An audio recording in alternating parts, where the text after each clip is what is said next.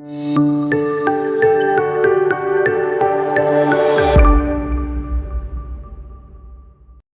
Hello నమస్తే welcome back. నేను మీ హోస్ట్ హరిత.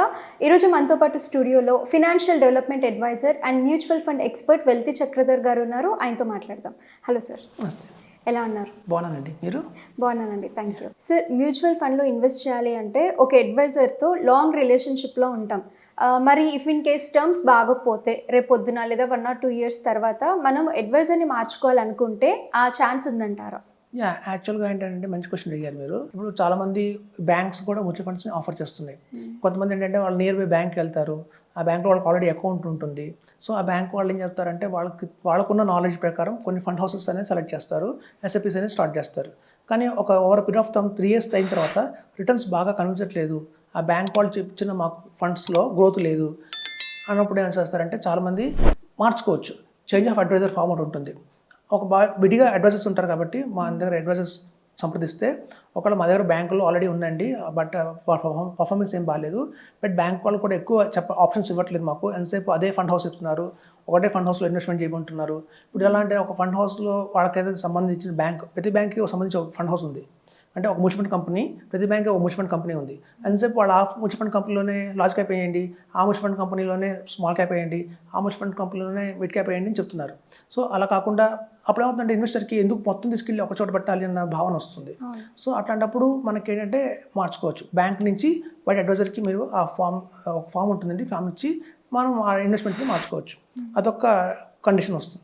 తర్వాత ఏంటంటే చాలామంది తెలియకో కొంత ఈ గ్రో యాప్స్ ద్వారా కానివ్వండి, లేకపోతే ఈ జీరోదా యాప్స్ ద్వారా కానివ్వండి, డైరెక్ట్ ప్లాన్స్ తీసుకొని సరైన అడ్వైజర్ దొరక్క యాప్లో ఏంటంటే మనం సొంతంగా నిర్ణయం తీసుకోవాలి, ఏ ఫండ్ సెలెక్ట్ చేయాలి, ఏ ఫండ్ ఇన్వెస్ట్మెంట్ చేయాలి మనకు తెలియదు. సో అట్లా చాలామంది కూడా డైరెక్ట్ ప్లాన్స్లో ఇన్వెస్ట్మెంట్ చేసిన వాళ్ళు ఉంటారు. వీళ్ళందరూ కూడా తర్వాత తెలుసుకుని ఆల్రెడీ 3 years బ్యాక్ మొదలుపెట్టానండి, పేటీఎంలో మొదలుపెట్టారు. ఒక ఆయన 3 years బ్యాక్ నుంచి మొదలుపెట్టారు. ఇప్పుడు ఇంకా పేటీఎంలో పెద్దగా ఇంట్రెస్ట్ కలగట్లా, వాళ్ళు ఇచ్చే సర్వీస్ కానివ్వండి, ఆ తీసుకున్న ఫండ్స్ కానివ్వండి కట్టగలేవు, మార్చుకుందాం అనుకుంటున్నారు. సో అలాంటప్పుడు అలాంటి అడ్వైజర్స్ సంప్రదిస్తే మేము అట్లాంటి చోట నుంచి కూడా మనం అడ్వైజర్స్ మా కింద అంటే ఆ పోర్ట్ఫోలియో మన దగ్గరకు వచ్చేస్తుంది. సో మన అడ్వైజర్ కింద వస్తుంది కాబట్టి మనం వాటిని ఇక్కడి నుంచి మనం దాన్ని పోర్ట్ఫోలియోని మార్చి చేయొచ్చు. ఇది ఒక నెంబర్ 2 కేస్ స్టడీ అనుకోవచ్చు. ఇలా మీరు బ్యాంక్స్ నుంచి కూడా ఒక అడ్వైజర్కి షిఫ్ట్ అయిపోవచ్చు. అలాగే ఆన్లైన్లో మీరు కనుక జీరోదా కావచ్చు, ఆప్స్టాక్స్ కావచ్చు, పేటీఎం కావచ్చు, తెలియకుండా ఒక డైరెక్ట్ ప్లాన్స్లో వెళ్ళిపోయి సరైన ప్రాపర్ అడ్వైజర్ గైడెన్స్ లేకపోతే కూడా మీరు అడ్వైజర్ కింద షిఫ్ట్ అయిపోవచ్చు. అదొక ఇంకోటి. సెకండ్ ఏంటంటే కొంతమంది అడ్వైజర్స్ ఎలా ఉంటారంటే ఇప్పుడు ఎస్బీఐలో కానివ్వండి, లేకపోతే కెనరా బ్యాంక్లో కానివ్వండి, హెచ్డిఎఫ్సి బ్యాంక్లో రిటైర్ అయిపోయి ఒక బ్యాంకులో ఒక 60 సంవత్సరాలు పనిచేసిన తర్వాత రిటైర్ అయిపోతారు. రిటైర్ అయిపోయిన తర్వాత వాళ్ళకి కొంచెం ప్యాషన్ ఉంటుంది, అరే మనం ఏదన్నా ఇలాంటి అడ్వర్టైజరీ స్టార్ట్ చేద్దాము అని. కొంతమంది ఏంటంటే జరిగిన స్టోరీ ఏంటంటే ఇది యాక్చువల్గా ఒక ఆయన ఎస్బీఐలో రిటైర్ అయిపోయిన తర్వాత ఫ్రీలాన్సింగ్గా మొదలుపెట్టారు, ఒక మ్యూచువల్ ఫండ్ అడ్వైజరీ మొదలుపెట్టి ఏం చేశారంటే వాళ్ళకి తెలిసిన చుట్టాలకి, వాళ్ళ పిల్లలకి, వాళ్ళందరికీ కూడా ఆయన మంచి పోర్ట్ఫోలియో గీసి అట్లా రిటర్న్స్ మ్యూచువల్ ఫండ్స్ అడ్వైజ్ చేశారు. కానీ ఒక 60 రిటైర్ అయిపోయారంటేనే ఆల్రెడీ 60 years ఉన్నాయి. ఒక 67 years వచ్చేసరికి కొంచెం హార్ట్ అటాక్ వచ్చి ఆయన ఎక్స్పైర్ అయ్యారు. అయితే వాళ్ళ అబ్బాయి ఏం చేశారంటే ఇప్పుడు కస్టమర్స్ అందరూ కాల్ చేస్తున్నారు వాళ్ళ అబ్బాయికి, సార్ మేము మీ ఫాదర్ దగ్గర మేము ఇన్వెస్ట్మెంట్ చేసాము అలా కాల్స్ చేశారు. అయితే వాళ్ళ సన్కి నా నెంబర్ వచ్చింది ఎక్కడి నుంచో వస్తే వాళ్ళు నన్ను కాంటాక్ట్ చేశారు. సార్ ఇలా మా ఫాదర్ ఒకప్పుడు మ్యూచువల్ ఫండ్ అడ్వైజర్గా ఉన్నారు, మాకు నియర్ బై నైబర్స్కి ఇంకా మా రిలేటివ్స్ అందరికీ కూడా ఆయన చాలామందికి ఇన్వెస్ట్మెంట్ చేయించారు, ఇప్పుడు ఆయన ఎక్స్పైర్ అయ్యారు, ఇప్పుడు మమ్మల్ని ఏం చేయమంటారు, మాకు సలహా కావాలి, ఒక గైడ్ కావాలి అన్నారు. అప్పుడు నాకు ట్రాన్స్ఫర్ చేశారు. అంటే అంతకుముందు ఆయన చేసిన ఇన్వెస్ట్మెంట్ గైడెన్స్లో ఉన్నాయో ఆ బిజినెస్ అంతా కూడా నాకు ట్రాన్స్ఫర్ చేశారు. సో ఇప్పుడు నేను అవన్నీ హ్యాండిల్ చేస్తున్నాను, ఇంక్లూడింగ్ వాళ్ళ అబ్బాయి పేరు మీద ఉన్న ఇన్వెస్ట్మెంట్ కూడా నేను హ్యాండ్ అవుట్ చేసి నేను ఇప్పుడు వాటిని నడిపిస్తున్నాను. సో అట్లా ఇట్లాంటి సందర్భాలు చేంజ్ ఆఫ్ అడ్వైజర్ ఎక్కడెక్కడ వస్తుంది అంటే చెప్తున్నాను.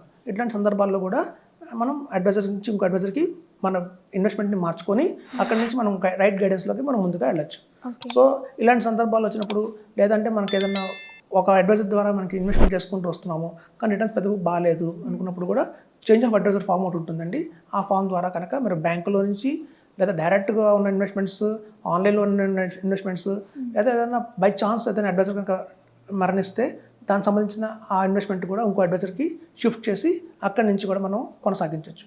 ఎందుకంటే ఇలాంటి కామన్ ఎప్పుడైతే మనం 15 years అని చెప్తున్నామో ఈ లాంగ్ పీరియడ్లో ఏవైనా జరగచ్చు. కాబట్టి మనం ఇట్లాంటి ఆప్షన్స్ కూడా ఉన్నాయండి, సో చెప్తున్నాను. ఓకే. సార్ అసలు ఒక అడ్వైజర్‌ని సెలెక్ట్ చేసుకునే ముందు అసలు అడ్వైజర్‌ని ఎలా సెలెక్ట్ చేసుకోవాలి? ఏ పాయింట్స్ మనం కన్సిడర్ చేసుకొని ఒక అడ్వైజర్‌ని సెలెక్ట్ చేసుకోవచ్చంటారు? ఎక్స్పీరియన్స్ అండి. Based on experience. ఇప్పుడు చూడండి యాక్చువల్‌గా బీటెక్ చదివారు. బీటెక్ చదవంగానే ఫస్ట్ ఒక ఎంట్రీ లెవెల్‌లో, ఎగ్జిక్యూటివ్ లెవెల్‌లో జాబ్ వస్తుంది. 2 లాక్స్ పర్ యానం మనకి సాలరీ పే చేస్తారు వాళ్ళు. సో, ఎప్పుడైతే క్రమబద్ధంగా ఒక ఎగ్జిక్యూటివ్‌గా పనిచేసిన 3 ఇయర్స్ ఎక్స్పీరియన్స్ తర్వాత అసిస్టెంట్ టీమ్ లీడర్ కింద అట్లా పైకెళ్తారు. సో, వాళ్ళకి ఎప్పుడైతే ఎంతకాలం ఇండస్ట్రీలో ఉన్నారో అంతకాలం వాళ్ళకి ఎక్స్పీరియన్స్ ఉన్నట్టే. సో, ఎప్పుడైతే 2 సైకిల్స్ చూసాలి. అంటే మార్కెట్‌లో ఇప్పుడు చూడండి ఒక 7 ఇయర్స్ ఒక సైకిల్ అంటారన్నమాట. సో, 14 ఇయర్స్ మినిమమ్ కనుక వాళ్ళు ఇండస్ట్రీలో ఉన్నారు అంటే వాళ్ళు 2 సైకిల్స్ చూసుంటారు. సో, వాళ్ళకి బాగా అవగాహన ఉంటుంది. ఏ ఫండ్ హౌస్‌లో ఇన్వెస్ట్ చేస్తే ఎలా ఉంటుంది? ఏ ఫండ్ హౌస్ నుంచి బయటికి రావాలి? ఏ ఫండ్ మీద మారుతున్నారు? అలా వాళ్ళకు అంటే నాలెడ్జ్ ఉంటుంది. ఇంకోటి ఏంటంటే ఎవరైతే ఫుల్ టైమ్ ఉన్నారో అంటే ఈ ఫీల్డ్‌లో కొంతమంది జాబ్ చేస్తూ సైడ్‌గా చేస్తారు. వాళ్ళకి ఇది పర్మనెంట్‌గా కాదు అడ్వైజరీ.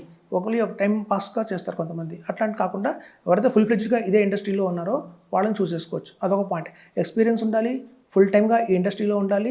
Third time okay. ఒక మంచి ఏజ్ గ్రూప్ ఒక 40 ఇయర్స్, 50 ఇయర్స్ ఏజ్ గ్రూప్ అయితే నెక్స్ట్ ఒక 20 ఇయర్స్ దాకా వీళ్ళ దగ్గర సర్వీస్ తీసుకోవచ్చు మనం. ఇప్పుడే అడ్వైజర్ ఆల్రెడీ 65 ఇయర్స్ ఉన్నారు అంటే మనకి కొంచెం డౌట్‌ఫుల్. కాబట్టి ఏజ్ కూడా ఇంపార్టెంటే. సో, అట్లాంటివన్నీ ఎందుకంటే సిక్ కూడా అవ్వచ్చు. మేబీ ఆయన సిక్ అవ్వచ్చు. సో, అట్లాంటివన్నీ కన్సిడర్ చేసుకొని మనం మంచి అడ్వైజర్‌ని సెలెక్ట్ చేసుకోవచ్చు.